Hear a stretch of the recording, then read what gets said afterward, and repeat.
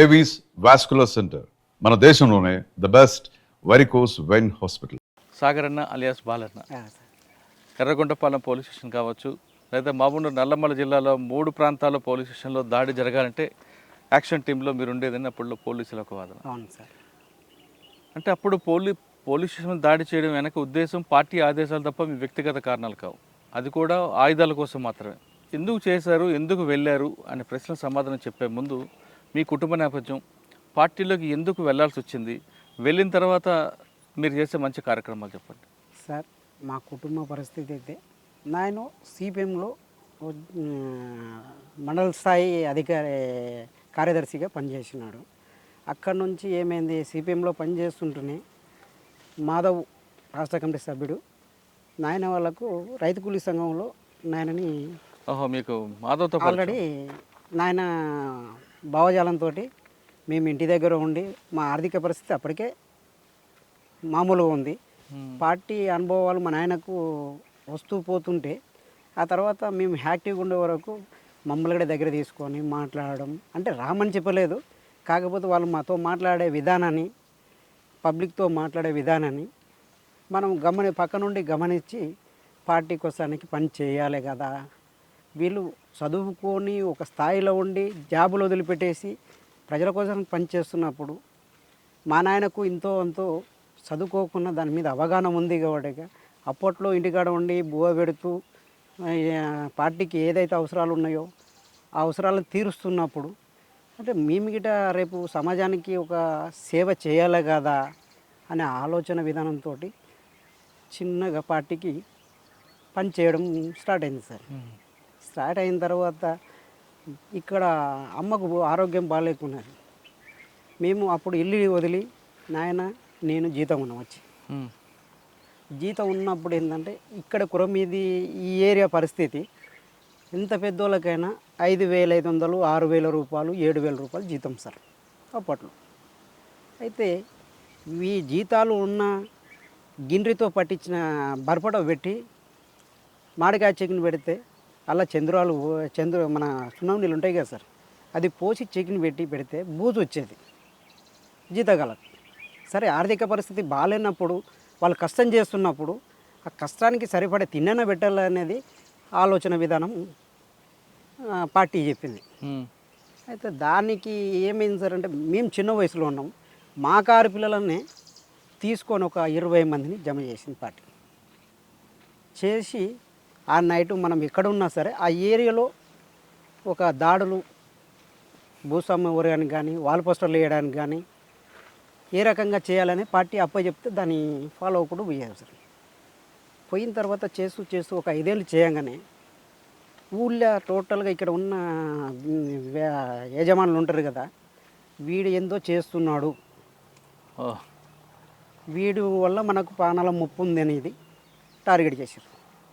అప్పట్లో చిన్న వయసు నాది, ఇటు పార్టీ తీసుకుపోలేకపోతుంది, ఇటు జనాలలో బతకలేకపోతున్నాను, ఇంటికాడ కుటుంబ ఆర్థిక పరిస్థితి బాగాలేదు. ఏదేమన్నా కానీ అని చెప్పేసి చిన్నగా ఉంటే జీతం ఉన్న దగ్గర నైట్ ఎంటాడే పగులు ఎంటాడేనని డిపార్ట్మెంట్. అప్పుడు లాస్ట్ బట్టలు ఇడిచి గోడంచున్న పని తప్పించుకున్న కాలాలు ఉన్నాయి. ఇంకా లాస్ట్లో ఇంకా చనిపోతా అనే చివరి స్టేజ్కి వచ్చిన తర్వాత పార్టీలోకి వెళ్ళినా సరే. అయితే పార్టీ ఎవరు మీకు బాధ్యులు? అప్పుడు జీవన్ అని చెప్పేసి కమాండర్ ఉండే సార్ ఇక్కడ అచ్చంపేట. అయితే దానికి వీళ్ళందరి పార్టీతో సంబంధం లేకుండా మాకు కేంద్ర కమిటీ సభ్యుడు మాధవ్ మాకు అంటే మాధవ్ అంటే మీ నాన్నగారికి, మా నాన్నగారికి నాకతో ఉంచేటప్పుడు ఆ సంఘాలలో ఏం చేయాలి ఏం సంగతి అనేది మాధవ్ అప్పచెప్పేది బాధ్యతలు అనేది. అయితే మా నాయన ద్వారా మాధవ్ మాకు పరిచయం అయింది. అయితే వచ్చేటప్పుడు వీళ్ళకు లోకల్ దళాలకు అప్పచెప్పిపోయింది మమ్మల్ని. అట్లా ఆయన్నే కమ్యూనికేషన్ చేసి అప్పచెప్పిన తర్వాత లాస్ట్కి ఆయన ఉన్నప్పుడే నేను ఉండలేను, నేను బతకలేను, నన్ను కొట్టేస్తారని చెప్పేసి మళ్ళీ ఆయన వచ్చినప్పుడే వెళ్ళిపోయాను. ఇంకా ఎవరు? మాధవ్ వచ్చినప్పుడే. ఇక్కడ మన గణపూర్ దగ్గర ఎన్కౌంటర్ జరిగింది సార్ మనలకు. అది మీటింగ్ పెట్టి గరువుదాడి చేసి వస్తుంటే ఎన్కౌంటర్ జరిగి వాళ్ళు వస్తున్న క్రమంలో కుమ్మింగ్ చేసేటప్పుడు నేను గొర్రెల దగ్గర ఉన్నా. ఎక్కడ? గణపూర్ దగ్గర కదా సార్, ఒంగురంపల్లి అని ఇక్కడే ఉంటుంది పైన. అయితే అక్కడ ఉన్నప్పుడు ఏమైంది, కుమ్మింగ్కి వచ్చేటప్పుడు నా ఎంట పడ్డారు. ఇంకా అప్పటికి నేను ఉండలేననేది, చెప్పులు కూడా కావాలంటే వీళ్ళు ఏం చేసారు, సంతోషు నా దగ్గరకు వచ్చి తువ్వాల చెప్పులు తీసుకుపోయేటప్పుడు నా పై మీద ఉన్నాయి, నేను ఇచ్చేసిన. చెప్పులు లేవు ఎన్నుకుంటారు వచ్చినా అంటే ఇచ్చేసిన. ఆ ఇచ్చేసినప్పుడు పక్క వాళ్ళు చూసి ఎవరికో చెప్తే వాళ్ళు ఈ పార్టీకి మళ్ళా కలిసిన వీడని చెప్పేసి నా ఇంట పడడం మొదలుపెట్టారు. ఇంకా తప్పని పరిస్థితులు, ఇంకా నేను ఉండలేను, బతకలేను. ఇప్పుడు ఈ స్థాయిలో నన్ను కొట్టినా పార్టీ చనిపోయినట్టు లేని నా పరిస్థితి. అది ఎవరు చంపిరో తెలియని పరిస్థితికి వస్తుంది. నేను పని చేసి ఏం లాభం, నేను ఇంత రిస్క్ పడి లేదు, పార్టీలకి శాశ్వతంగా వెళ్ళిపోదాం, అదేందో దగ్గరుండి చేస్తే అయిపోతుంది కదా, నలుగురిలో నాకు గుర్తింపు లేనప్పుడు నేను బయట ఉండి చేయడం ఎందుకు, ఇంకా ఇంత రిస్క్ తీసుకొని అని డైరెక్ట్ పార్టీలోకి వెళ్ళిపోయాను. ఇప్పుడు ఏ సంవత్సరం? 2002 సార్. 2002లో పార్టీకి పూర్తిగా అజ్ఞాతం. అజ్ఞాతం. ఎక్కడ ఏ ప్రాంతాలు తిరిగారు అప్పుడు? ఇప్పుడు ప్రస్తుతానికైతే మహబూబ్నగర్ జిల్లా మొత్తం ఫస్ట్లో తిరిగినాం. తిరిగిన తర్వాత యాక్షన్లు చేయడం కానీ, పబ్లిక్ దగ్గర పోయి ఆర్గనైజేషన్ చేసి వాళ్ళ సమస్యలు ఉన్నప్పుడు మెయిన్ సంతోషు, ప్రకాషు, ఈ తుమ్మల భగవంతు, రత్నం, మురళి నల్గొండ, ఇట్లా దాదాపు ఒక కార్యక్రమానికి మెయిన్ కార్యక్రమాలకు మమ్మల్ని ఉపయోగించేది. ఈ చిల్లర ఏంటంటే దళాలకే అప్పచెప్పేది ఏరియాకు. మెయిన్ నల్లమలలో సమస్యలు ఏమున్నాయి, పార్టీ మీకు ఇచ్చిన బాధ్యత ఏంటి? ప్లాటూన్ ఏ కమాండర్ సార్. ప్లాటూన్ ఏ కమాండర్ అంటే ముందర ఉంటుంది అన్నమాట, దాడికి సమసిద్ధంగా ఉండాలన్నమాట. ఓకే. నాయకత్వాన్ని కాపాడాలి, ప్లస్ మనం చేసేటప్పుడు పెట్రోలింగ్ దానికి బయట ఉంచాలి, బయటికి వెళ్ళినప్పుడు ఏమైనా దాడులు చేయాలన్నా ఇది వెళ్ళాలి. అంటే ఎలాంటి కష్టకాలంలో కాపాడాలన్నప్పుడు ఈ టీం బతకడానికి సావడానికి సిద్ధంగా ఉండాలన్నమాట. అట్లయితేనే ఏ టీంలో ఉంచుతారనమాట. బి టీం ఏంది, నాయకత్వానికి భద్రత వహించాలి. సి టీం ఏంది, వెనక నుంచి వచ్చేదాన్ని ఎదుర్కోవాలి. కానీ ఎంతసేపు ఉన్నా ఏ టీం మీదనే దాడి జరుగుతుంది. ఎంతసేపు ఉన్నా ఏమవుతుందంటే ముందర అబ్జర్వేషన్ చేసేదే, పెట్రోలింగ్ చేసేది అదే, దళానికి భద్రత ఫస్ట్ పొజిషన్ తీసుకునేది అదే. ఏ టీంలో ఎంతమంది ఉంటారు అంటే ప్లాటూన్కి వచ్చేసి 30 నుంచి 60 మంది వరకు బయట ఉంటుంది అంట. అంటే బయట నుంచి వచ్చిన వాళ్ళు గిట్ట వాళ్ళ టీంలకు ఇంకా అప్పుడు దీనిలో తీసుకోవాల్సిందే. ఎందుకంటే దళాలని ఆడ వేరుపాటు చేయం మేము. ఎంతసేపున మైదాన ప్రాంతాల్లో పని చేసినా, నల్లమల్ల చేసినా ఈ ప్లాటూన్లో కలిసే వరకు అలా సభ్యులు జీలదీస్తాం. జీలదీసి ఏ టీం అయితే మినిమం 11 నుంచి 12 మంది ఉంటుంది. బి టీం ఉన్న నాయకత్వం, మెయిన్ నాయకత్వాన్ని ఎంతమంది ఉన్నా సి టీం విడగొడతాం, దానికి 10-12 మంది ఉంటాం. ఏ టీం 10-12 మంది ఉంటాం. మెయిన్ నాయకత్వాన్ని మధ్యలో పెడతాం, దాని భద్రత. అది ఏ టీంలో పనిచేస్తారు? ఏ టీంలో పనిచేస్తున్న సమయంలో మీకు బాగా గుర్తుండిపోయిన సంఘటనలు చెప్పండి. అంటే దాడులు, ప్రతి దాడులు. అంటే ఏ టీంలో పనిచేస్తున్నప్పుడు శ్రీధర్ అని చెప్పేసి మన రాష్ట్ర కమిటీ సభ్యుడు, ప్రకాశం జిల్లాలో పుల్లల చెరుకు దగ్గరలో. అయితే మేము నల్లగొండ వాళ్ళని, ఇది గుంటూరు వాళ్ళని కలిసేటప్పుడు ఇక్కడ మాధవ్, రామకృష్ణ, శాఖమూరు అప్పారావు వీళ్ళందరూ ఇక్కడ కమ్యూనికేషన్ చేసి మీటింగ్ ఉంది. అక్కడ కలిసిన తర్వాత మేము మహబూబ్నగర్ నుంచి అక్కడికి వెళ్ళిపోయినాము. వెళ్ళిపోయిన తర్వాత ఒక 3-4 రోజులు అక్కడ లోకల్ పనులు చేసి దానికి సరిపోయే ఫుడ్ క్యాంపు కోసానికి చేసినాము. చేసి శ్రీధర్ వాళ్ళ భార్యని తీసుకుపోవాలే అతని దగ్గరికి, చాండోలే దూరంగా ఉండని చెప్పేసి పంపించారు మమ్మల్ని. అయితే ఆ నైటు వాళ్ళు దాదాపు 10-15 రోజులు అక్కడ క్యాంప్ వేశారు సార్. అల్గిట అక్కడ లోకల్ దళాల మొత్తం మీటింగ్ పెట్టి, కార్యదర్శులు పెట్టి ఆయన మీటింగ్ చేస్తున్నాడు. ఇతర రాష్ట్ర కమిటీ, కేంద్ర కమిటీ సమావేశాలు నడుస్తున్నాయి.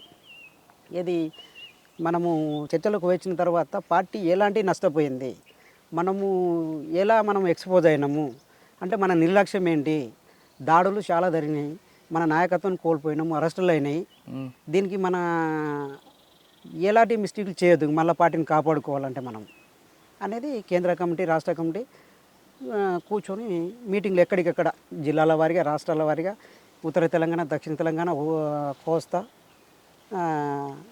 రాయలసీమ, ఇవి కమిటీలు 4 కమిటీలు ఉన్నాయి. 4 కమిటీలతోటి 4 కమిటీల ఏరియాల కమాండర్లతోటి, జిల్లా కార్యదర్శులతోటి, ఏరియా కమిటీలతోటి ఈ రకరకాలుగా సమస్యల మీద చర్చలు జరుగుతున్నాయి. ఆ జరుగుతున్న క్రమంలో శ్రీధరు రాష్ట్ర కమిటీ సభ్యులు రెండో స్థాయి. ఆయన వాళ్ళ ఏరియా ఉత్తర కోస్తా, దక్షిణ కోస్తా ఆ కార్యదర్శులతోటి మీటింగ్ పెట్టిండు. పంపించిన తర్వాత ఇంక అక్కడ దాదాపు కొన్ని దళాలు వెళ్ళిపోయినాయి. వాళ్ళు ఒక 10-15 మందితోటి ఆ గుట్ట మీద డెన్ ఉంది. వీళ్ళ భార్యను తీసుకుపోయి అప్పచెప్తామని అదే నేటు ఈశ్వరు, నేను, రవి అని చెప్పేసి నల్గొండ పిల్లాడు. ఈ నలుగురం కలిసి అలా భార్యను తీసుకుపోయి అక్కడ మేము పడుకున్నాం సార్. ఇంకా లేట్ అయింది, రోల్ కాల్ అయిపోయింది, అన్నం పెడితే తిన్నాం, పడుకున్నాం. అయితే ఏం చేసిండు, పొద్దుగాల పూట నా ఎమ్మటి రాసాగర్ అని చెప్పేసి బాత్రూమ్కి పోయేటప్పుడు వాళ్ళిద్దరు భార్య భర్తలు వచ్చి క్యాంప్లో కలిసి తోలుకొని పోయేటప్పుడు బాత్రూమ్కి అలా గన్మెన్లు నేను పోయాను సార్. పోయిన తర్వాత 5:30కి వెళ్ళిపోయినాం. వేళ 6-6:15కు తెల్లారుతుంది. మేము 5:30కే బాత్రూమ్ పోయి కూర్చొని లేచిన. నేను ఫస్టే గుట్టంచుకుపోయినా, నా అందరికంటే ముందు అలా కూర్చొని లేచి చూసినప్పుడు కవర్ సప్పుడైంది కింద. బాత్రూమ్కి ఎవరు పోయారు అని చెప్పేసి ముందుకు వెళ్ళాను సార్. నేను ముందుకు వెళ్ళే వరకు కిందికి బండలేక కిందికి కానీ మబ్బులో కానీ వస్తలేదు. సరేలే అని చెప్పేసి నేను దగ్గరికి వచ్చేసిన. ఎవడో దాడి చేయడం చేసే కదా అని చెప్పేసి దగ్గరికి వచ్చేసినప్పుడు ఈ ఈశ్వరన్న కామ్రేడ్ ఏం చేసినాడు, ఈ నన్ను జోక్ ఆడేది, కొద్దిగా చిన్న పిల్ల స్వభావం లేక జర ప్రేమగా చూసేది. ఓ శ్రీధర్ కామ్రేడ్ అయిపోలేదా, ఇంకా ఎంతసేపు కూర్చుంటావు అని చెప్పేసి పేరు పెట్టి పిలిచిండు ఇతను. అప్పటికి ఎడ్జికి వచ్చి కూర్చున్నాడు. అక్కడ శత్రువు ఎడ్జికి వచ్చి కూర్చున్నాడు. దగ్గరికి మనం ఎక్కడ దిగినా ఎడ్జి కిందగానే దిగాల. గుట్ట ఒక 10 ఎకరాల పెట్టు ప్లేన్ ఉంటుంది, కానీ మొత్తం గుట్ట. ఆ ఎడ్జి నుంచి ఎప్పుడైతే పేరు పిలిచి ఈయన పాయింట్ ఎప్పుడైతే బెల్ట్ పెట్టి సప్లై అయిందో ఆ బెల్ట్ సప్లైని కొట్టింది సార్. బెల్ట్ సప్లైని ఫైరింగ్ పార్ట్ 1 వరకు ఫైరింగ్ ఓపెన్ చేసినాం మేము. చేసే వరకు మళ్ళీ ఏమైంది, ఈయన పక్కలంగా వెళ్ళిపోయినాయి, ఆయన తాకలేదు, బ్రష్లు కొడుతున్నాడు. వచ్చేసిన మొత్తం ఈయన పేరైన వరకు శ్రీధర్ అంటే ఎవరు, రాసుకోండి సార్. ఇప్పుడు టార్గెట్ ఎవరు, అతనే. ఆ మీటింగ్ ఆ దాడికి ప్రత్యేకంగా టార్గెట్ ఆయన. అయితే ఈ పేరినంగా ఇంకా బ్రష్ల 4 వైపుల నుంచి ఫైరింగ్ వస్తుంది. అక్కడ దళం మీద స్టార్ట్ అయింది, ఇక్కడ ఈడ స్టార్ట్ అయింది. ఈ మనిషిని ఇంకా భుజాన్ని వేసుకొని గుంజుకొని వెళ్ళిపోయేటప్పుడే తొడలో పడ్డది ఆయన. తొడల వరకు ఏకే ఇప్పించేస్తుంది. ఏం కాదు నువ్వు రా రా రా రా అని గుంజుకుపోయినాం. దాదాపు ఒక 200 మీటర్లు గుంజుకుపోయే వరకు సాతిలో పడిపోయింది. ఆ పడ్డప్పుడే ఏకే పోచిగీచ ఇప్పి తీసుకుని పోండి కామ్రేడ్, మీరు ఉండకండి, వెళ్ళిపోండి అని చెప్పేసి అయిపోయింది నా పని, వెళ్ళిపోండి అని ఇచ్చేసి ఆ సాగు బతుకులంటే ఏకే ఇచ్చి పోచి ఇచ్చేసి వెళ్ళిపోండి అని చెప్పేసి. కంప్యూటర్ ఉండే, కంప్యూటర్ పలగొట్టం అని చెప్పేసి పలగొట్టేసినాం, రాయి ఎత్తేసి వెళ్ళిపోయినాం. అప్పటికి ఈడ 6 మంది పడిపోయారు. అక్కడ మిలిగింది ఎంతమంది, 7 మంది మిలిగాం. ఆ ఫైరింగ్లో బ్రష్లో వస్తున్నాయి, ఏ పక్క గిట్ట మనకు ఛాయిస్ లేదు. తెల్లారుతుంది, మబ్బు లైట్గా మసుకుంది, ఎవరికొవరు గుర్తుపట్టాలో అర్థం కాని పొజిషన్ మాది. లాస్ట్లో ఇంకా ఒకరికొకరు కోడ్ పెట్టి పిలుచుకొని ఆ ఫైరింగ్లోనే ఇంకా లాస్ట్ 7వ మందిలో 6వ వ్యక్తి గిట్ట పడిపోయింది. ఇంకా 6 మంది ఉన్నాం మేము. ఏం చేయాలని చెప్పేసి ఇంకా మనం బత్తం చూస్తాం. అన్ని ఏకేలు పడే కాడికి తీసుకున్నాం. ఎస్ఎల్ఆర్లు ఉన్నాయి, ఓ ఇన్సాస్ ఉంది. దాన్ని తీసుకొని అయ్యా మనం ఏమున్నా 1+4 ఫైరింగ్ ఓవర్ ఇస్తుంటే ఓవర్ వెళ్ళిపోవాలా, పొజిషన్లో తీసుకొని మళ్ళీ కొట్టాలి. ఎంతసేపు అయినా సరే మనము బతుకుతాం, కానీ ప్రాణాలతో దొరకదు మనం. చెలపండి అని చెప్పేసి ఇంకా 6 మందిమి, 3 పోతే 3 రావాలి, 3 పోతే 3 రావాలి.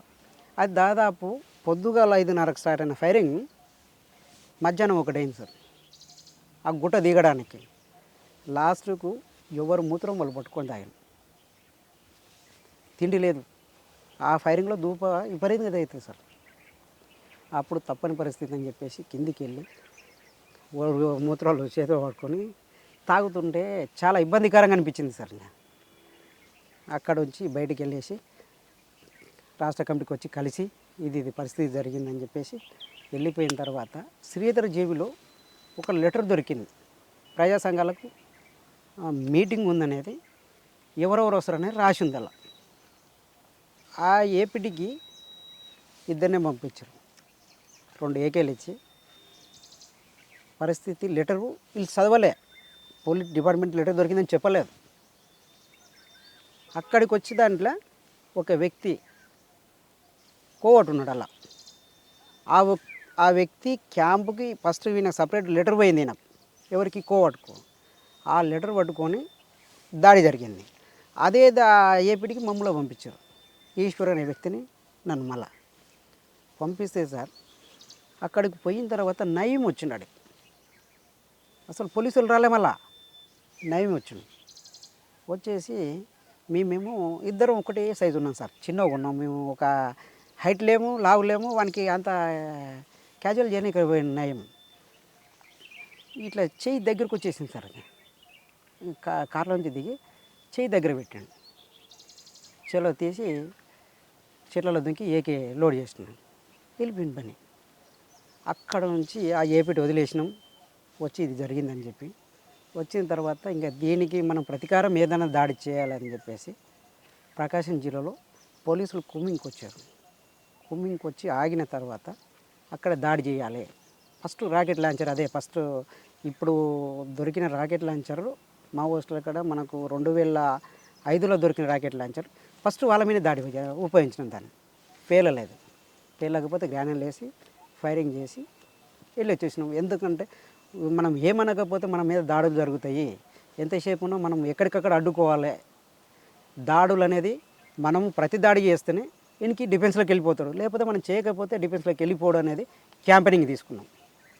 తీసుకొని అక్కడ ఆడ చేసిన తర్వాత మళ్ళా ఎర్రగొండపురం పోలీస్ స్టేషన్ మీద ఫైరింగ్ చేసి అక్కడ నుంచి వచ్చేసి మన బోరాపూర్ దగ్గర క్యాంపుపై ఇద్దరమే, కిరణ్ నేనంటేనే ఇద్దరం పని మీద పోయి వాడు క్యాంప్ వేసిండు. మనం ఉత్తగింది పోవాలా, మనం దాడి చేస్తేనే మనకి భయం అనేది ఉంటుంది అనేది ఇద్దరం 4 తూటాలు కొట్టినాం కావాలని చెప్పేసి. కొట్టిన తర్వాత డీజీపీ వచ్చి క్యాంపు మీద పరామర్శించి 4 తూటలకు ఫైరింగ్ ఓడ్చుకోని వాళ్ళు క్యాంపు 100 మంది క్యాంప్ వేసి డీజీపీ వచ్చి హెలికాప్టర్లో దిగి రాత్రి కాల్ చేసిరు సార్. అంటే నువ్వు కొమ్మికి వచ్చినోనివి అక్కడ ఉన్న చెంచులని రకరకాలుగా ఇబ్బంది పెట్టారు సార్. ఆ నైటు చెంచోలని 3 పెంటల చెంచోలని అడ్డం పెట్టుకుని పడుకున్నాడు. ఒకసారి ఎర్రగొండపాలెం పోలీసు మీద దాడి చెప్పండి, ఎలా చేశారు? అదే సార్, అయితే యాక్చువల్గా మన దగ్గర వేపన్స్ లేవు. వేపన్స్ కావాలంటే ఏం చేయాలి? శత్రువుకు మనకు అనుకూలంగా ఉన్న శత్రుస్థావంపై మనం దాడి చేయాలి. దాడి చేయాలంటే మన కాడ ఉన్నంత బలగాన్ని ఉపయోగించాలి. మన దగ్గర ఉన్న వేపన్స్ అన్నీ ఉపయోగించి కంట్రోల్కి తెచ్చుకోవాలి అనే ఆలోచన చేసినప్పుడు దాన్ని చేసే ముందులో రిహార్సల్ చేసి క్యాంపు టీంలు ఏ టీం ఏ దాడి చేయాలి, ఏ టైంలో ఏ టీం సపోర్ట్గా ఉండాలి అనేది దాన్ని ప్రిపేర్ చేసి ఆ స్టేషను 2-3 ఎన్కౌంటర్లకు బాధ్యత వహించిన ఆ పోలీస్ స్టేషన్లో ఉన్న ఆఫీసర్స్. అయితే ఇది ఎప్పటికైనా మనకు ప్రమాదకరమే, ప్లస్ ఆయుధాలు కావాలి మనకు. దీన్ని ఏదో రకంగా శత్రువుని డిఫెన్స్లోకి నెట్టాలి అనే ఆలోచనతోటి పార్టీ పిలుపునిచ్చింది. పిలుపును అనుకూలంగా దాడి చేయాల్సి వచ్చేసింది. ఎన్ని గంటలకు చేశారు? అది సాయంత్రం 6:30 అయింది సార్. సక్సెస్ అయ్యారా? అంటే మొత్తం కాలేకపోయినాం. ఆతల వైపు సగం తీయగలిగినాం కానీ మొత్తం పూర్తిగా చేయలేకపోయినాం. అప్పుడు ఎవరు మీకు ఎస్పీ అప్పుడు ఉండేవారు ఎర్రగొండపాలెం ప్రకాశం? అంటే అప్పుడు రెడ్డి ఉండే సార్, ఏం పేరు ఉండే, అతని పేరు మైపాల్ రెడ్డి ఏదో ఉండే సార్. అదే అయితే యాదికి లేదు. మనము మన ఈ ఏరియాలో ఎవరు ఉన్నారని చెప్పగలుగుతాం కానీ మనం అవసరానికి పోయి వచ్చేది. అని Yerragondapalem rocket launcher first time పేల్చారు, పోలీస్ స్టేషన్ మీద అటాక్. తర్వాత ఎక్కడ మరి మీరు చేసిన కార్యక్రమాలు ఏంటి? నాది టోటల్గా మాబ్నార్ సార్, ఎక్కువ సార్. నేను తిరిగిది ఆర్గనైజర్ కానీ నా ప్లాటును తిరగడం కానీ ఇక్కడ ఉన్న చెంచుల సమస్యల మీద మెయిన్. అక్కడ ఆర్థికంగా వాళ్ళకి ఎలాంటి ప్రోత్సాహం ఐటీడీ కానీ గవర్నమెంట్ కానీ ఎలాంటి ప్రోత్సాహాలు లేవు సార్. అలా ఎంతసేపు ఉన్నా వాళ్ళ జ్వరాలు వచ్చి చనిపోయినా కానీ పట్టించుకున్న నాదుడు లేడు.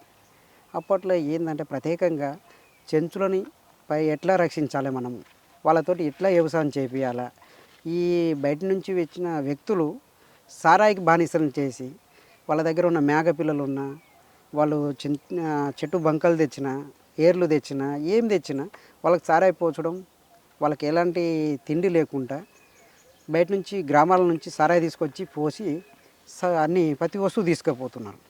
ఇది కాదు పరిస్థితి. మనం దగ్గరుండి పార్టీ క్యాంపెయినింగ్ మనం వీళ్ళకి వ్యవసాయం నేర్పాలి, సారాయిని ఫస్ట్ అడ్డుకోవాలి. మనము దీని మద్యపాన నిషేధాన్ని ఖచ్చితంగా మనము దీన్ని ప్రతిష్టంగా చేయాలి. గ్రామాలైనా సరే, ఇక్కడ ఆదివాసుల కోసానికైనా సరే, ఎక్కడైనా సరే మనం ప్రత్యేకంగా దీని మీద మనము దృష్టి పెడితేనే ప్రజలు సంసారం మీద కానీ వాళ్ళ తిండి ఆహారం మీద ఆకలి అనేది ఇవన్నీ కూడా మీరు చేసాం. సక్సెస్ అయ్యారా? అయ్యాం సార్, 90% అయినట్టే.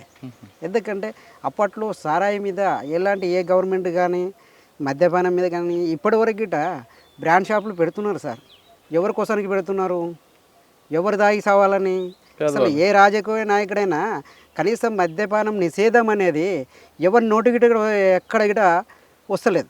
అంటే ఇప్పటివరకు గిట దేశాన్ని పాలించేది ఏంటి? మద్యపానంతో పొలిటికల్ లీడర్లు పాలిస్తున్నారు. అసలు అది మద్యపానం అనేది లేకుంటే కుటుంబాలు చాలా వరకు ఎలాంటి నష్టము పోవు.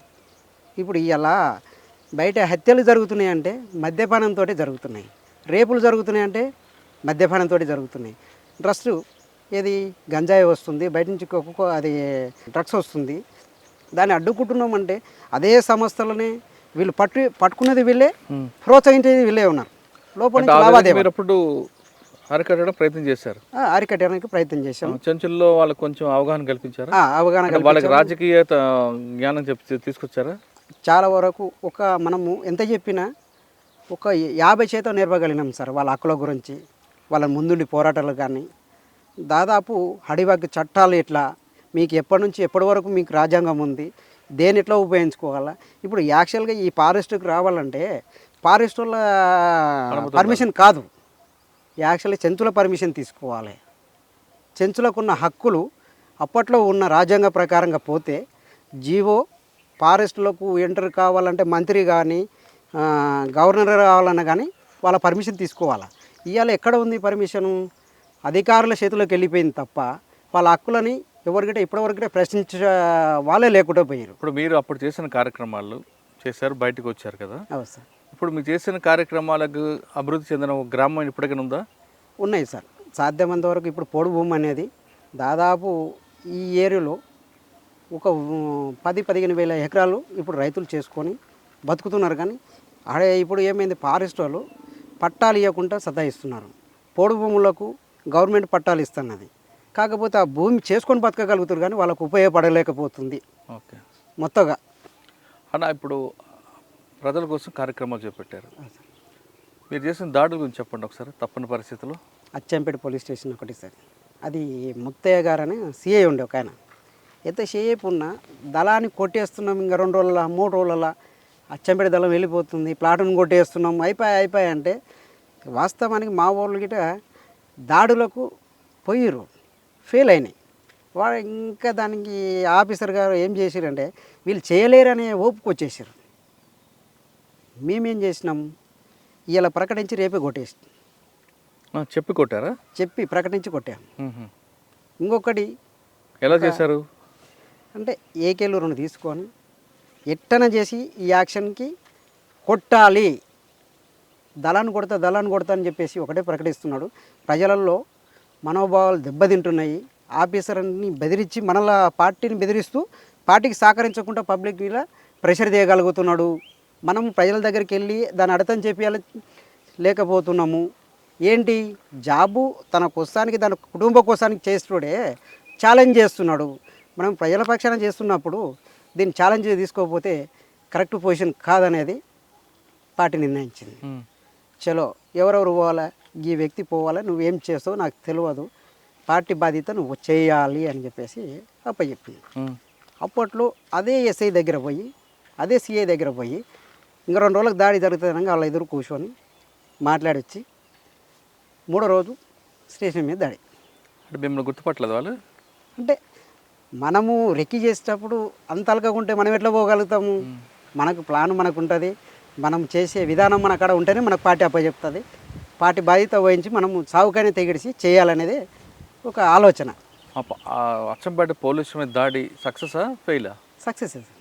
అంటే మనం దాడి స్టేషన్ మీద చేయలేదు, బయట ఉన్న ఆఫీసర్ల మీద కొట్టాలి, ఏదో ఒకటి అచ్చంపేట పోలీస్ స్టేషన్ మీద మనము కొట్టాలి అన్నప్పుడు మనము సివిల్లో ఉన్నారు వాళ్ళు, ఆడికి బ్రష్లో పెట్టి కొడితే ముగ్గురు పడిపోయారు.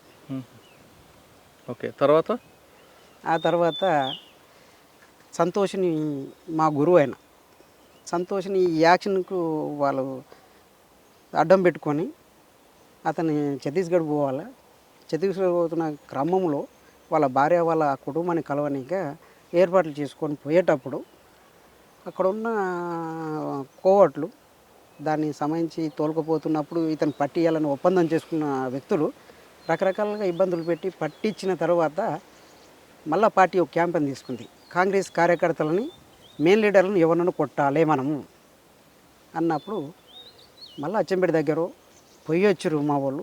ఫెయిల్ అయిన తర్వాత మళ్ళీ దాన్నే మళ్ళీ ప్రయత్నించినాం. ఎవరు అవతల బాధితులు? అవతల కాంగ్రెస్ కార్యకర్త, ఈతల పార్టీ బాధ్యత మనం ఊహించినాం. కాంగ్రెస్ పార్టీ కార్యకర్త. ఓకే. అయితే ఆ తర్వాత మనము వచ్చిన తర్వాత అదొకటే కాదు, మనము పెద్ద మొత్తంలో మనం ఒక నాయకుని కోల్పోయినాం, దీనికి ప్రతీకారం దాడులు ఇంకా ఉండాలి అనే ఆలోచనతోటి మళ్ళా స్టార్ట్ అయినాయి. అక్కడ నుంచి పోయి ఆత్మకూరు ఎస్ఐని కొట్టాం. ఆత్మకూరు తర్వాత ఇంకా తర్వాత మళ్ళీ మన మీద దాడి ఏడు వరకు పసుపుల దగ్గర వచ్చిన దగ్గర దాడులు జరిగినాయి. వాళ్ళ బైక్ల మీద మనం నడిచి, అంటే దాడులు ప్రతి దాడులు చేయడం వల్ల మీకు వచ్చేది ఏంటి? అంటే మేము ప్రతి దాడి చేయాలి, వాళ్ళకి కుటుంబాలు ఉంటాయి కదా పోలీసులకి. అయితే దీంట్లో ఏంది సార్ అంటే వాస్తవానికి దాడి చేయడానికి మేము ఎలాంటి పార్టీ కానీ పార్టీలో పనిచేసే వాళ్ళు కానీ ఎలాంటి ఆలోచన విధానం చేయదు. అయితే పార్టీ విధానాన్ని మనము ముందుకు తీసుకుపోయేటప్పుడు పొలిటికల్ లీడర్ల భద్రత కోసానికి డిపార్ట్మెంట్ తయారు చేసుకున్నారు. అది ఎవరి కోసానికి? ప్రజలకు ఉపయోగపడే వ్యవస్థ అయితే ఇప్పటివరకు కాదు. అది ఎంతసేపు ఉన్న పొలిటికల్ లీడర్కు, దేశాన్ని దోసుక తినే వాళ్ళకు భద్రత కోసానికే తప్ప ఎలాంటి ప్రయోజనాలు లేవు. ఆ సంస్థని అడ్డు పెట్టుకొని పార్టీని దాడులు చేయడము, ప్రజల మీద దాడులు చేయడము, దాన్ని తప్పని పరిస్థితుల్లో వాళ్ళ మీద దాడులు చేయాల్సి వస్తుంది. అంటే వాళ్ళని ఏదో వాళ్ళకిట ఏ ఇంటి నుంచి పోయారు, అదే పేద ఇంటి నుంచి పోయి ఒక ఆఫీసర్ అయ్యండు.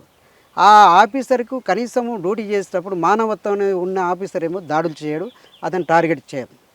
అంటే నువ్వు ప్రమోషన్ల కోసానికి, నువ్వు ఉన్న రివార్డుల కోసానికి ఉరుకులాడి దాడులు చేసి పొలిటికల్ లీడర్ దగ్గర మెప్పు పొందిన ఆఫీసర్ మీదనే టార్గెట్ చేస్తాం. మీరు మొత్తం ఎన్ని సంవత్సరాలు? 8 సంవత్సరాలు ఉన్నారా? 8 సంవత్సరాలు. 8 సంవత్సరాల నుంచి మరి ఎందుకు బయటకు వచ్చారు? దాడుల్లో చురుకైన వ్యక్తిగా ఉన్న వ్యక్తి.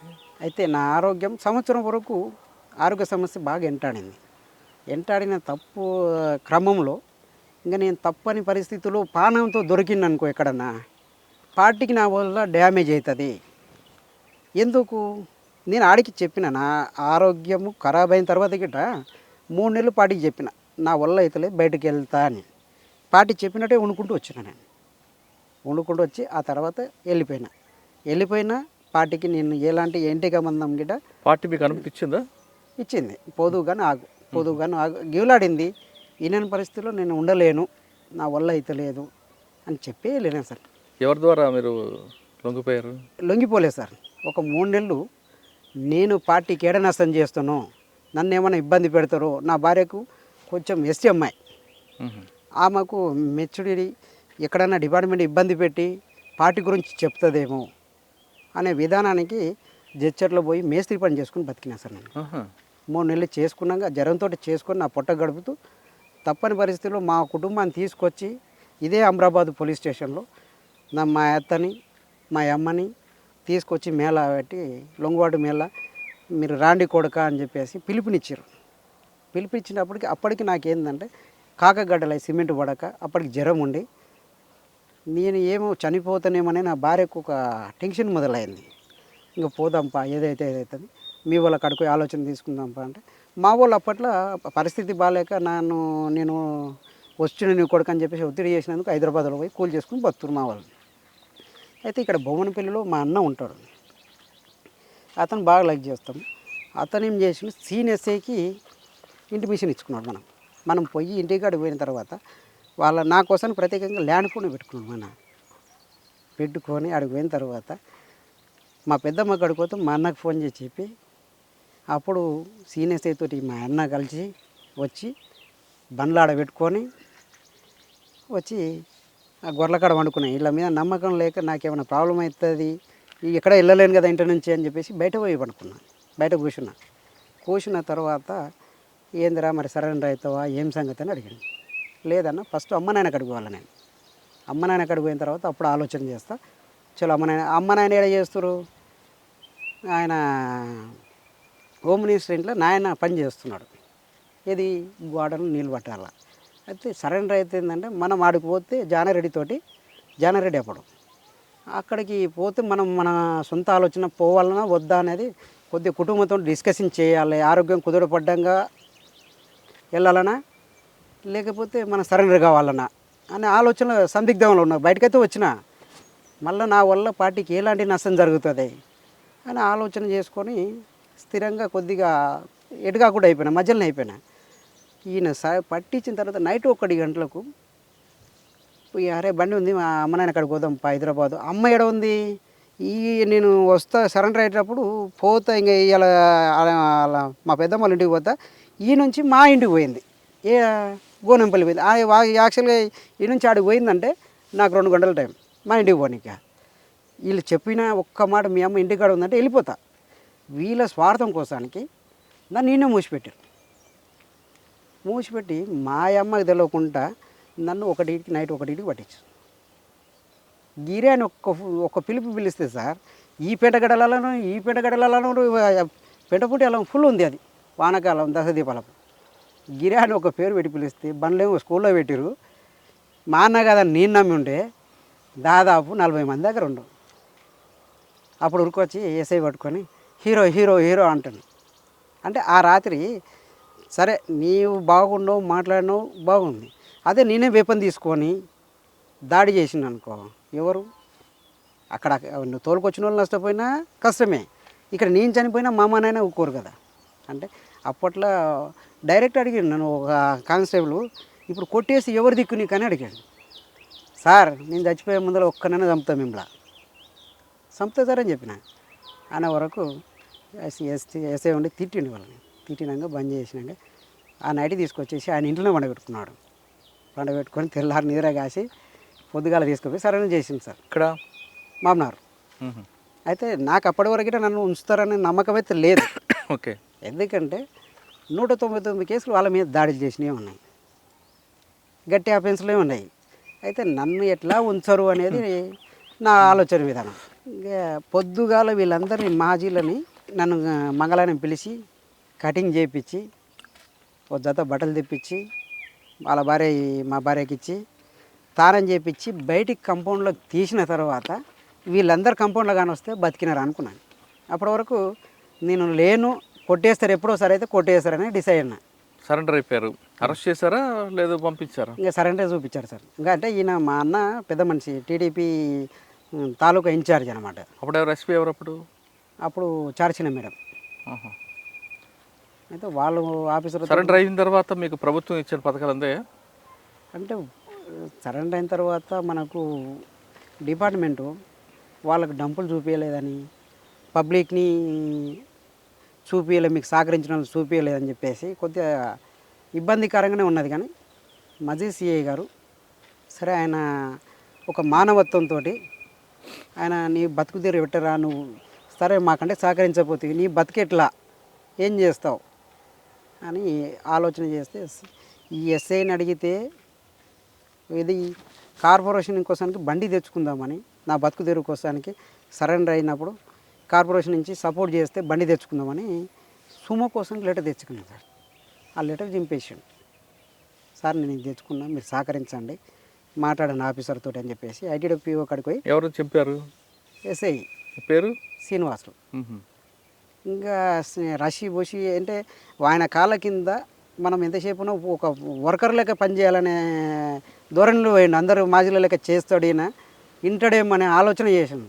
నువ్వు నాకు ఏది పెట్టకున్నా సరే నా బతుకు నేను నా స్వేచ్ఛగా వదిలిపెట్టాల అని చెప్పేసి అప్పుడు సిఐ దగ్గర పోయి కూర్చొని నీకు బాధ ఏంటంటే సార్ నా పరిస్థితి ఇది కాదు, నేను పోయి ఓన్గా పని చేసుకుంటా, నన్ను ఇచ్చలవిడే విడిచిపెట్టాలి, నేను పార్టీకి నష్టం చేయను, మీకు నష్టం చేయను, నాకు నా సమాజంలో పబ్లిక్ ఉన్నారు కదా వాళ్ళతో పాటు వాళ్ళకి న్యాయం చేస్తూ నేను కూడా నా బతుకు దేలాడుకోవాలా, మరి ఏం సార్ ఎన్ని రోజులు ఉండాలి మీ స్టేషన్లో అని ఒక వారం 10 రోజులు గెస్ట్ హౌస్ ఇచ్చారు నాకు సపరేట్గా. అప్పుడు ఈ రజిత రమాకాంత్ వీళ్ళందరూ సరెండర్ అయ్యి మళ్ళీ ఆ గెస్ట్ హౌస్కి చేరారు. వాయబ్బా ఇది కాదు, మనం బయటికి వెళ్ళాలి, దగ్గర దగ్గర ఉండే సమస్యలు తెచ్చుకోడు ఇక్కడ, దూరంగా వెళ్ళాలి సార్, నాకు ఇది కాదు, మరి ఆర్థిక పరిస్థితి నాకు అక్కడ రూపాయి లేదు, మరి ఏం చేయాలి సార్ అంటే అప్పుడు సిఐ ఎస్ఐకి చెప్పి అవతల ఒక రూమ్ 500కు రూమ్ కిరాయి ఇప్పించారు, ఒక నెలకు ఇప్పించినాక మళ్ళీ మన పరిస్థితి బాగాలేకపోతే కుటుంబంతో 5-10 తెచ్చుకొని అక్కడ ఉండి తప్పని పరిస్థితుల్లో ఆ సిఐ మళ్ళీ బదులు 1,00,000 రూపాయలు ఇచ్చి బండి మళ్ళీ ట్రాక్టర్ కోసానికి ఆయన ఒక కానిస్టేబుల్ ఇచ్చి ఇంకా రూపాయలు లేదని చెప్పేసి తిప్పి ఐటీడీ పిఓ కాడికి పోతే ఒక లెటర్ ఇచ్చింది, శాంక్షన్ లెటర్. అది మళ్ళీ ఏం చేయాలి, సేమ్ మళ్ళీ ప్రైవేట్గా మనం వీళ్ళు సరెండర్ అయిన తర్వాత మనకి ఏదో ప్రోత్సహిస్తారు, గవర్నమెంట్ ఏదో వస్తుంది అనే భావన పబ్లిక్లో కల్పిస్తారు తప్ప ప్రైవేట్ ఫైనాన్స్కి సపరేట్గా మనం తెచ్చుకున్నా అది ఆరామ్స్ సార్. ఇది మళ్ళీ ఈ ఆఫీసర్లతోటి సహకరించమని చెప్పాలి, ఆ బ్యాంకుని గీములాడాలి, మళ్ళీ ఫైనాన్స్ని గీములాడాలి, ఈ రకరకాలుగా పట్టా మన మీద ఉంటేనే వాళ్ళు లోన్ ఇస్తారు. అట్లా లాస్ట్కు తిరిగి తిరిగి తిరిగి మా అత్తగారి భూమి మా మామ పేరు మీద ఉంటే దాన్ని ఏం చేసిండు మా బామ్మడిది, పెద్ద బామ్మడిది తప్పదు ఈయన పట్ట చేసుకుంటే ఈయనకే పోతుందేమో అనే అపోహలు వాళ్ళకి నేర్పారు. అయితే అతను ఏం చేసిండు, ఒక బుక్ తయారు చేసి బ్యాంకులు ఇచ్చిండు.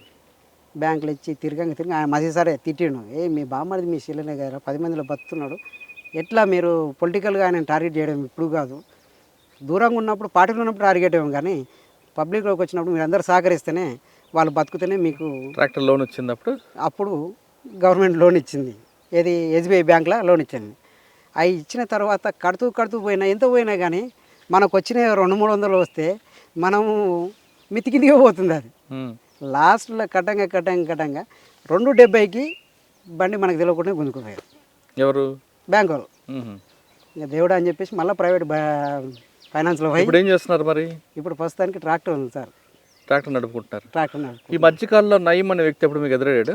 ఒక్కసారి మీకు మిస్ అయ్యాడు అక్కడ ఏపీటీలో. అయితే 3 సార్లు మిస్ అయినాను సార్. అయితే ఈడ మన పరాబాద్ కోట అని చెప్పేసి ఈ శేషన్ అని ముననూరు అంటాడు, అతను బొంత పార్వతమ్మ అని బొంత లింగమయ్య అని చనిపోయాడు పార్టీలో. పార్వతమ్మల చెల్లెని శేషయ్య చేసుకున్నాడు. అయితే వీళ్ళు ఏంటంటే అప్పుడు ఆర్థిక పరిస్థితి బాగాలేదనే విధానం కాదు, అది టూరిజంలో నయం ఇతను పెట్టించిండు అక్కడ. అంటే శేషన్ అని. అయితే దాని విషయం ఇలా ఏమైంది సార్ అంటే పార్టీకి చెందిన వ్యక్తిగత ఆడవిల్ల అంటే ఎలాంటి ఎక్స్పోజింగ్ చేయొద్దు, మనము ఇబ్బంది పెట్టవద్దు అనే ఆలోచన విధానంలో అతను ఏమనలేదు, మేము హెచ్చరించేది కానీ ఏమనలేదు. అయితే ఆడ ఏపిటి ఉంటే నయం స్మార్ట్గా తయారయ్యాడు. అంతవరకు జుంపాలు ఉండేది సార్. ఆ వచ్చిన టైంలో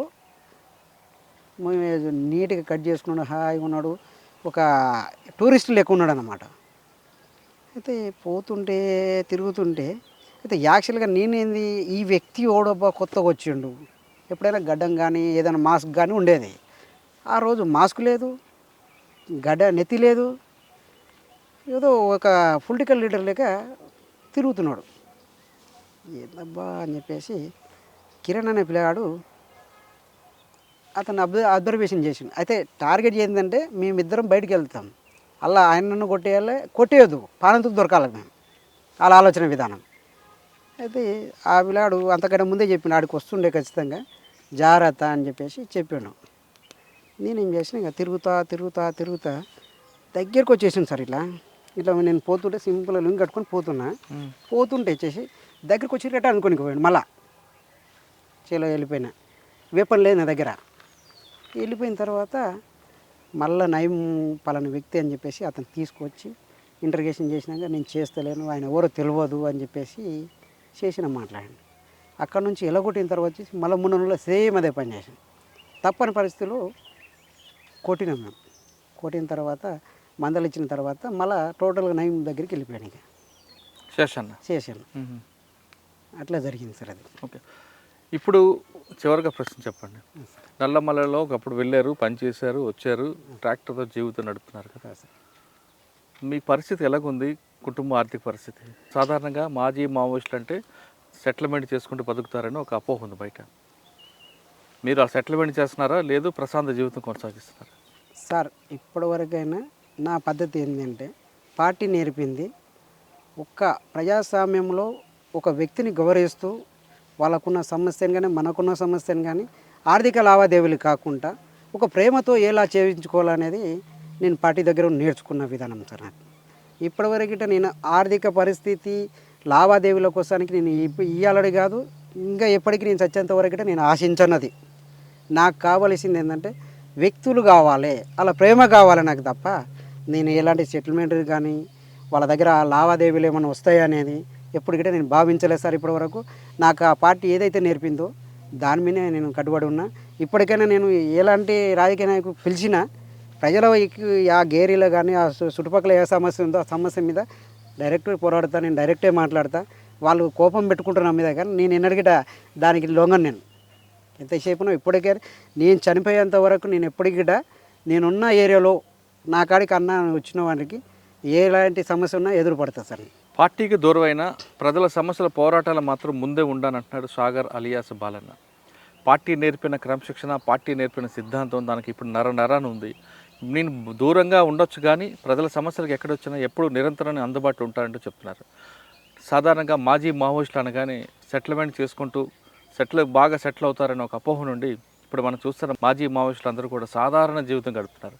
వీళ్ళు ప్రజల కోసం పనిచేశారు, కానీ ఇప్పుడు వాళ్ళ జీవన విధానం చూస్తుంటే చాలా చెప్పకూడని పరిస్థితుల్లో ఆర్థిక ఇబ్బందులు ఎదుర్కొంటున్నారు.